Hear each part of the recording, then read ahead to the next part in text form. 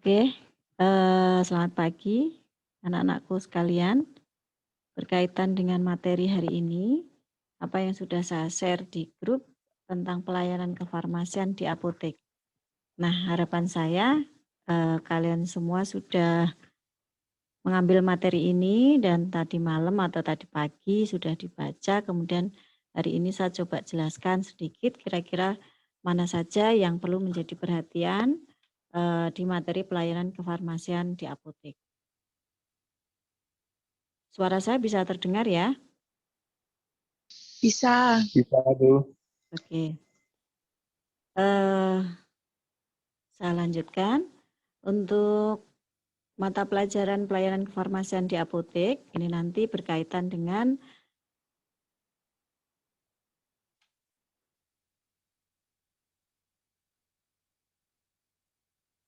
segala sesuatu aktivitas yang ada di apotek ya. Nah, apotek nanti yang akan kita masuki atau dunia kerja, dunia industri yang akan kita masuk kerja nanti di sana adalah apotek K24.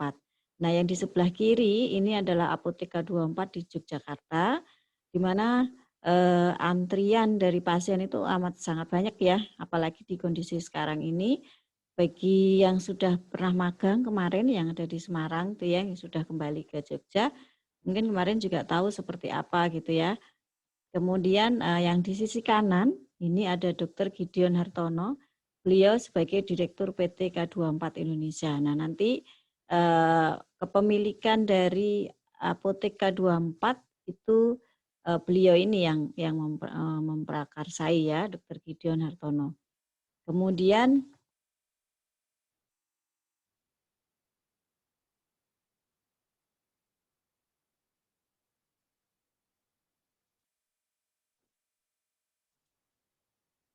standar pelayanan kefarmasian di apotek itu berdasarkan apa? Di sini berdasarkan Permenkes RI nomor 35 tahun 2014. Nah, di mana mutu pelayanan kefarmasian itu berorientasi pada keselamatan pasien. Sehingga perlu standar yang digunakan sebagai acuan. Kemudian standar pelayanan tersebut dijadikan tolok ukur yang digunakan sebagai pedoman bagi tenaga kefarmasian dalam menyelenggarakan pelayanan kefarmasian. Kemudian fungsi adanya standar ini untuk apa? Yang pertama meningkatkan mutu pelayanan, itu sudah pasti. Kemudian menjamin kepastian hukum bagi tenaga kefarmasian. Yang ketiga melindungi pasien dan masyarakat dalam pengobatan yang tidak rasional dalam rangka pasien safety. Nah, pelayanan kefarmasian itu adalah suatu pelayanan langsung yang bertanggung jawab pada pasien yang berkaitan dengan dari awal sediaan farmasi yang dimaksud mencapai hasil yang pasti untuk meningkatkan kehidupan pasien. Meningkatkan kehidupan pasien di sini adalah tentunya yang pada saat datang itu sakit, setelah minum obat harusnya sembuh begitu ya. Bentar ini saya add dulu.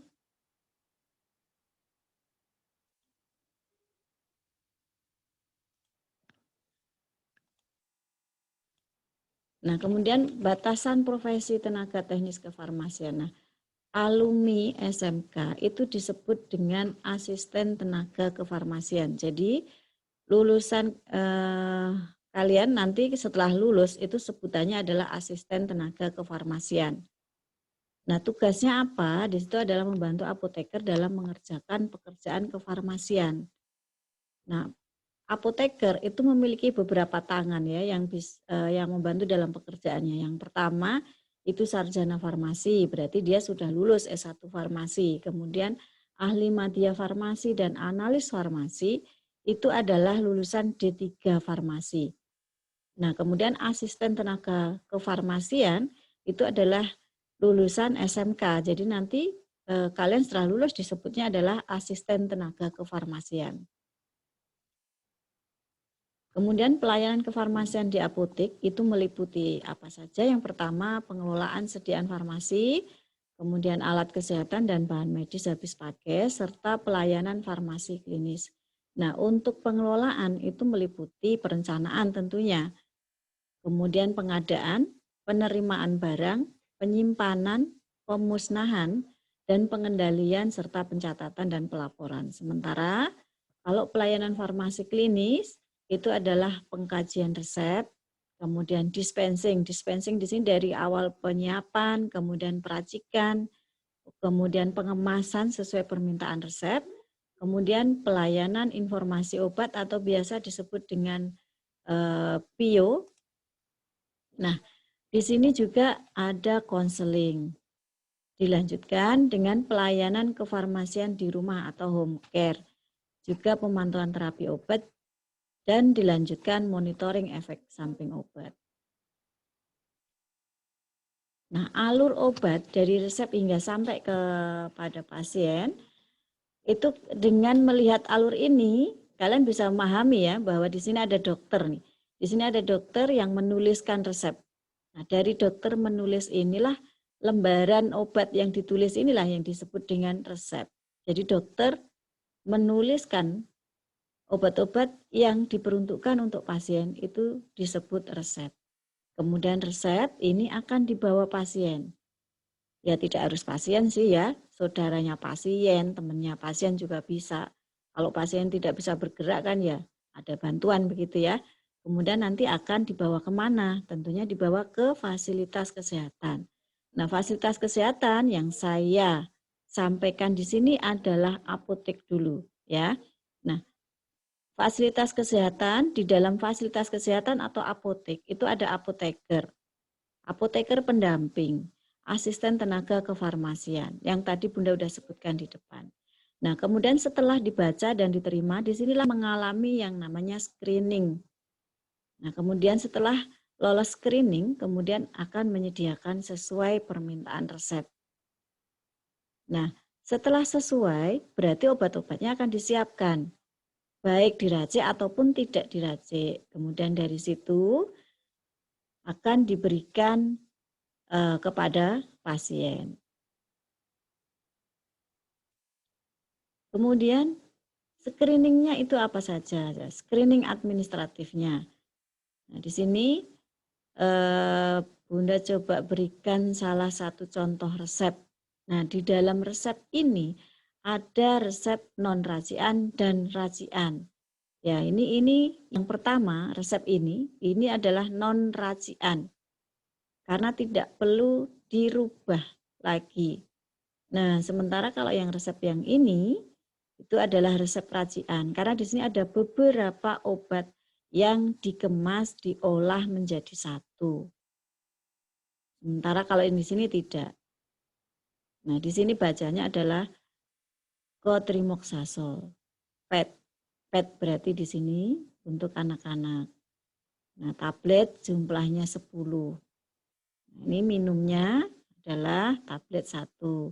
2 kali 2 DD tablet 1. Di sini adalah 2 kali sehari 1 tablet. Sementara yang di sini yang disebut dengan obat racikan, di sini ada paracetamol, ada CTM, ada ambroxol. Nah, ditambah dengan sakarum laktis, kemudian ini digerus menjadi satu, kemudian dikemas dalam bentuk puyer ya, sejumlah 10, kemudian di sini diberikan aturan minumnya.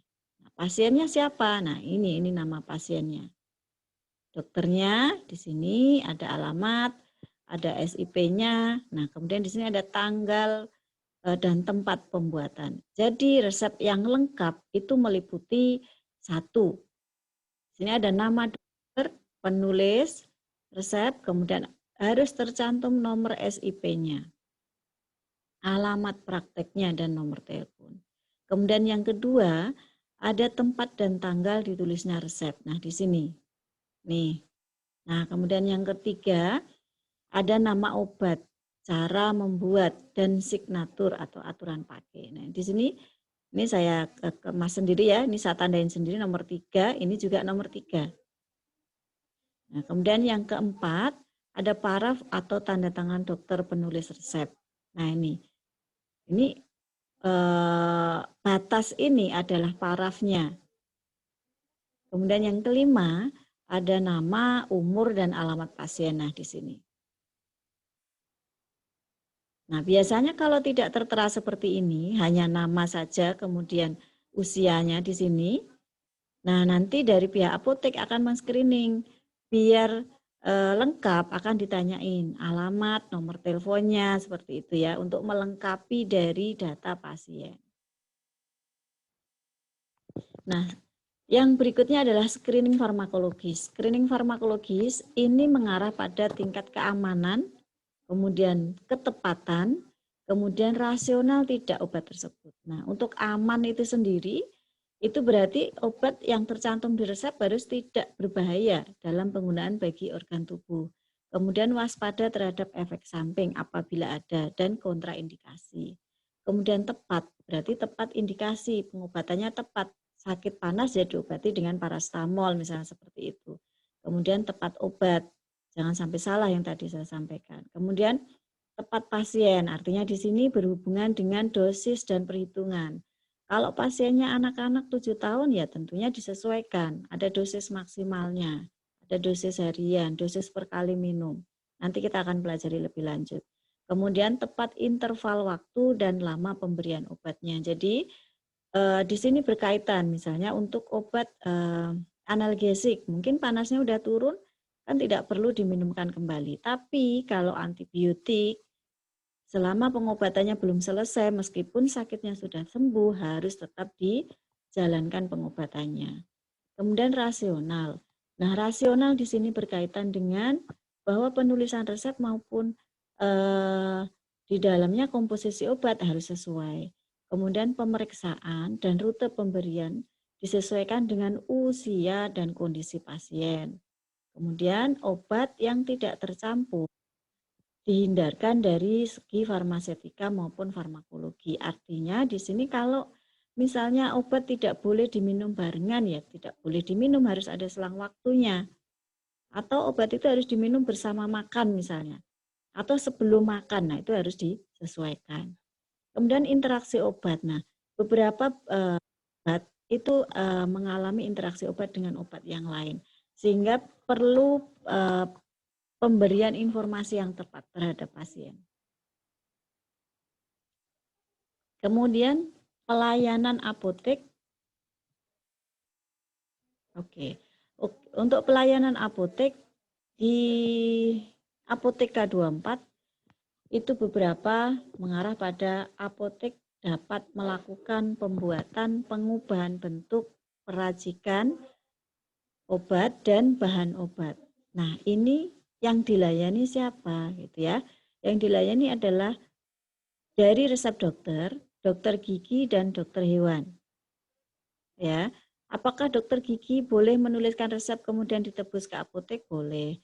Dokter hewan menuliskan resep untuk hewan, ya, kemudian ditebus di apotek, apakah boleh? Boleh.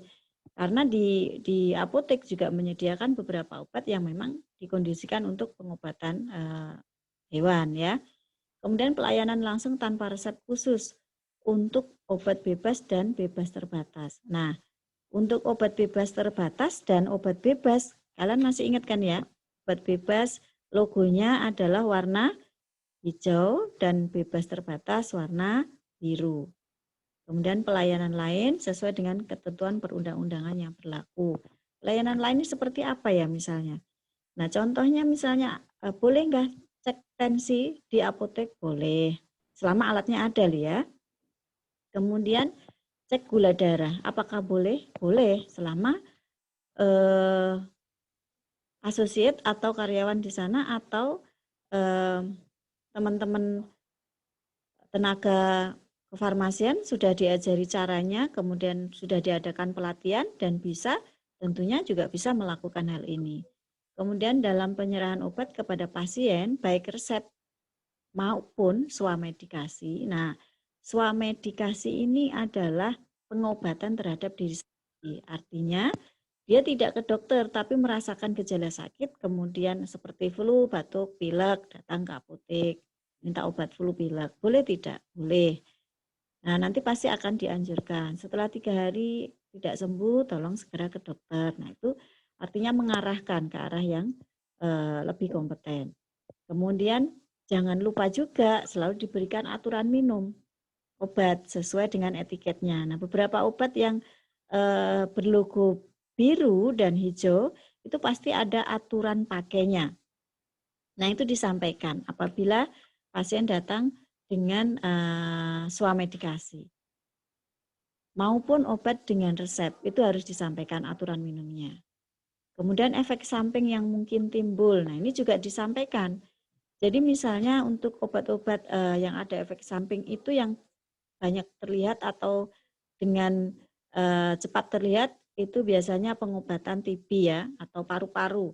Nah di situ menggunakan obat rifampicin. Nah pada saat mengkonsumsi obat rifampicin itu pasien akan mengalami perubahan pada urinnya yang biasa urinnya berwarna kuning jernih misalnya begitu. Karena minum rifampicin dia akan berwarna merah urinnya. Nah ini efek samping dari obat, itu harus disampaikan. Nanti kalau tidak disampaikan pada saat mengalami hal ini kaget ya, dikira nanti ada apa-apa gitu. Padahal nanti setelah berhenti pengobatan ya akan kembali seperti semula lagi begitu. Kemudian konseling tambahan. Nah, konseling tambahan ini dimaksudkan untuk memberikan informasi tambahan kepada pasien. Misalnya batuk pilek sementara jangan makan yang mengandung minyak-minyak gitu ya karena bisa mengiritasi tenggorokan atau makanan kalau diabetes ya jangan yang manis-manis seperti itu perlu disampaikan. Nah, kemudian di PP 51 tahun 2009 pasal 24 di sini disampaikan dalam melakukan pekerjaan kefarmasian pada fasilitas pelayanan kefarmasian apoteker. Nah, ini saya perjelas lagi ya, apoteker dapat ya mengangkat seorang apoteker pendamping yang memiliki SIPA. SIPA itu apa? Coba nanti dicari ya, kepanjangan dari SIPA. Kemudian mengganti obat merek dagang dengan obat generik yang sama komponennya atau obat merek dagang lain atas persetujuan dokter dan atau pasien. Kemudian yang ketiga menyerahkan obat keras, narkotik dan psikotropik kepada masyarakat atas resep dari dokter sesuai dengan peraturan perundang-undangan. Nah, materi berikutnya berkaitan dengan pelayanan di apotek yaitu salinan resep atau biasa disebut dengan kopi resep. Kalau kemarin kalian sudah menerima materi ini tentunya sudah tidak asing lagi ya, Bunda hanya mengingatkan saja.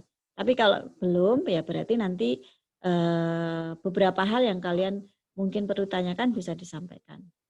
Kemudian di sini kopi resep, siapa yang membuat kopi resep? Nah, ini adalah kewenangan apotek ya.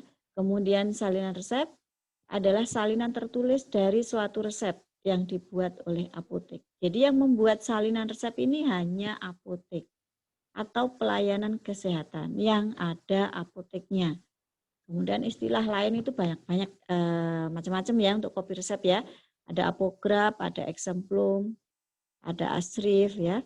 Nah itu hanya nama lain saja. Tapi konteksnya sama, salinan resep.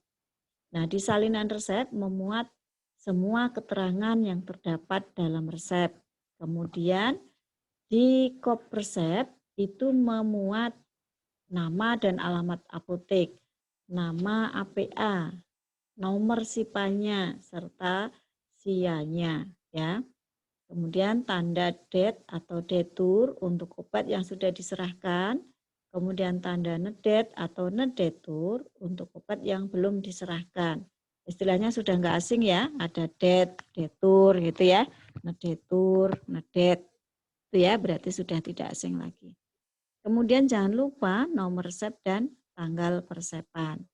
Ini biasanya sama dengan resep itu masuk di apotek ya. Nah, lanjut ke administrasinya. Setelah resep itu diberikan atau obatnya sudah diberikan, otomatis resep menjadi milik apotek.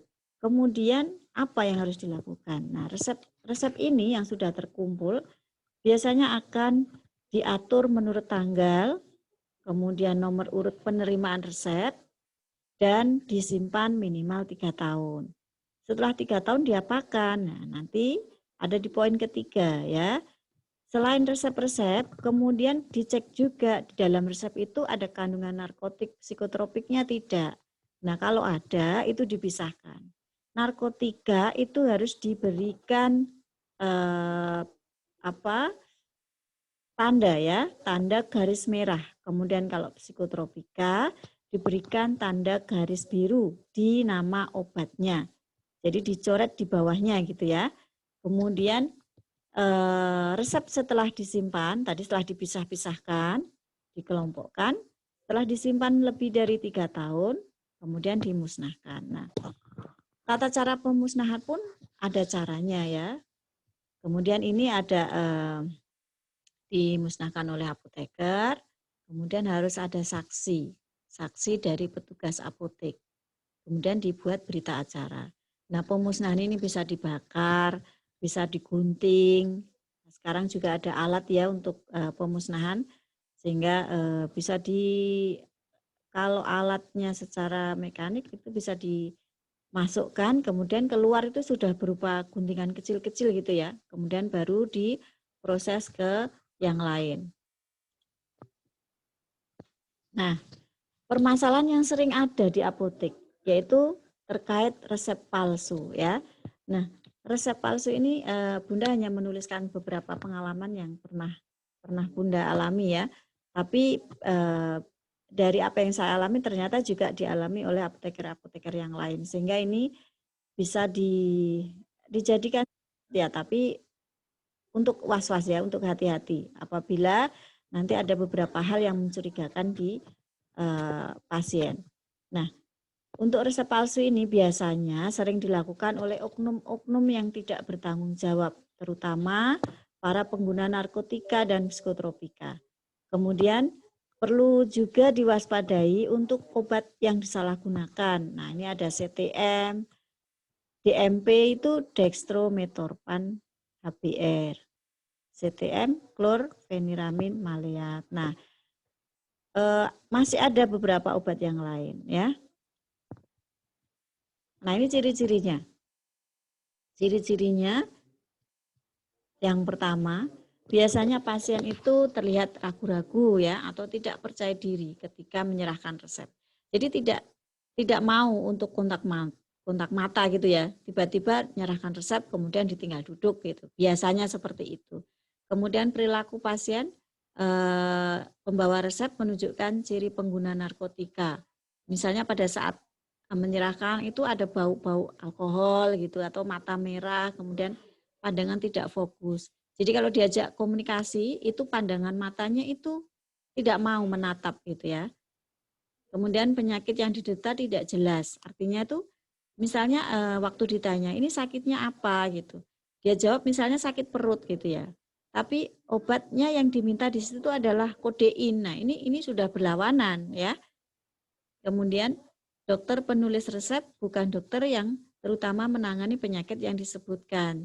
Jadi misalnya untuk obat-obat seperti ini yang disalahgunakan biasanya yang mengarah kepada efek samping yang tidak diinginkan.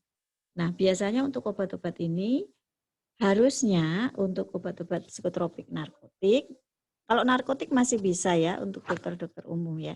Cuma untuk psikotropik biasanya mengarah ke dokter kejiwaan. Nah, kemudian karena berefek pada menenangkan ya, menenangkan saraf-saraf sehingga pasien bisa tenang begitu ya. Nah, efek samping inilah yang dicari oleh beberapa oknum tadi ya. Kemudian isi obat dalam resep tidak rasional. Nah, tidak rasionalnya di sini misalnya untuk psikotropik tertentu ditulis dalam jumlah sangat banyak. Pernah saya jumpai beberapa obat psikotropik itu tertulis bisa 60 tablet, 90 tablet. Padahal seharusnya tidak sebanyak itu, mungkin hanya 3 tablet sudah cukup untuk pengobatan. Tapi ini penulisannya sampai puluhan tablet. Nah, ini sudah sangat-sangat tidak rasional lagi. Kemudian resep yang dibawa berupa salinan resep. Nah, ini juga perlu diwaspadai. Untuk beberapa obat narkotika itu tidak boleh diberikan kopi resep. Kita masih punya waktu 10 menit lagi. Kemudian untuk psikotropik itu boleh diberikan kopi resep, tapi untuk menebusnya harus di tempat resep asli waktu diberikan. Jadi misalnya nebus pertama di apotek K24 Gondomanan misalnya begitu, kemudian diberikan kopi resepnya. Nah, untuk menebus berikutnya itu juga harus di K24 Gondomanan.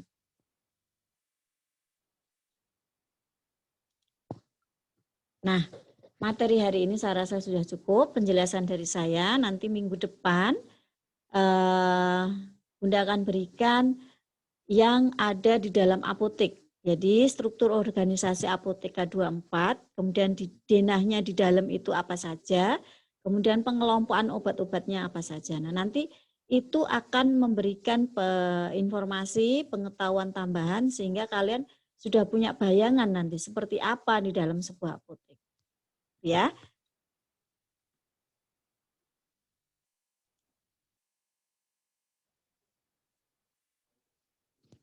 Nah, dari penjelasan yang tadi sudah saya sampaikan, kira-kira ada yang mau ditanyakan anak-anakku sekalian? Satya Adi? Halo, Satya Adi? Ya. Dari penjelasan Bunda, ada yang mau ditambahkan atau perlu diklarifikasi atau mau ada ditanyakan?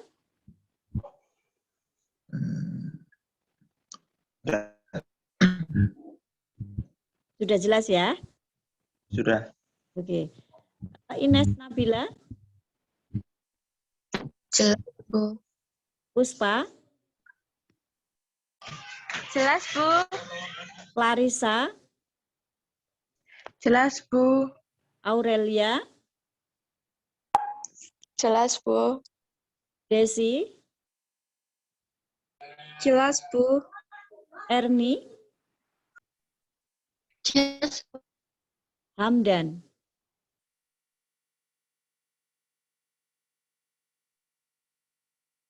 Halo, Hamdan? Oke. Andri? Jelas. Oke. Setia? Jelas, Bu. Coba dibuka kameranya sebentar. Bunda mau ambil fotonya sebentar sebelum zoom-nya berakhir.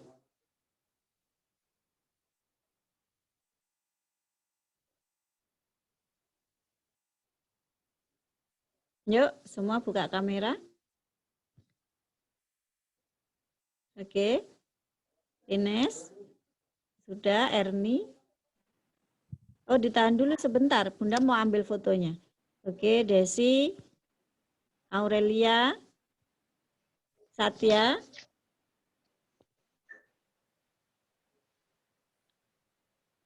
Puspa. Ayo dibuka sebentar. Satya. Saya nggak ada seragam ya, Bu, nggak di rumah ya. Satya lagi di mana? Nggak apa-apa, dibuka aja. Ya. Bentar, Bu. Oke. Tapi pakai baju kan? Pakai. Ya. Oke. Puspa belum dibuka. Andri, kameranya dibuka sebentar.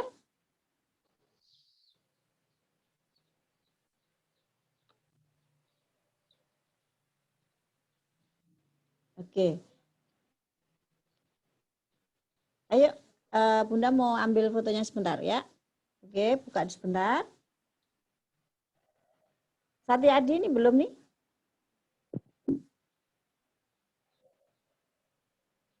Oke, 1, 2. Oke, siap dulu. 1, 2, 3. Oke. Nah, untuk materi saya di PF 4 jam keempat, nanti yang jam terakhir, Bunda tidak akan memberikan materi ya, karena sudah Bunda gabung jadi satu di PF 3 hari ini. Oke, jadi nanti PF 4 yang jam keempat Bunda tidak memberikan materi. Tapi kalian harus absen ya, memberikan daftar hadirnya di link yang sama. Gitu ya. Nanti saya akan sampaikan di WA grup lagi. Oke. Ada yang mau ditanyakan? Masih sekitar 2 menit.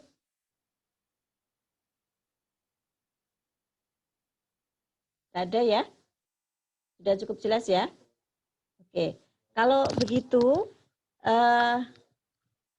materi hari ini PF3 saya cukupkan sekian. Terima kasih atas atensinya di Zoom meeting hari ini. Mudah-mudahan apa yang Bunda sampaikan hari ini menambahkan ilmu dan informasi, wawasan sehingga ke depan kalian lebih banyak lagi bisa mendapatkan ilmu farmasi. Oke, terima kasih. Selamat pagi.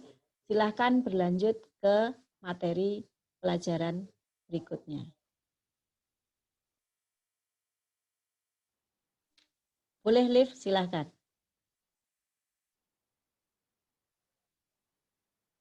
Terima kasih, Bu. Sama-sama. Terima kasih, Bu. Sama-sama.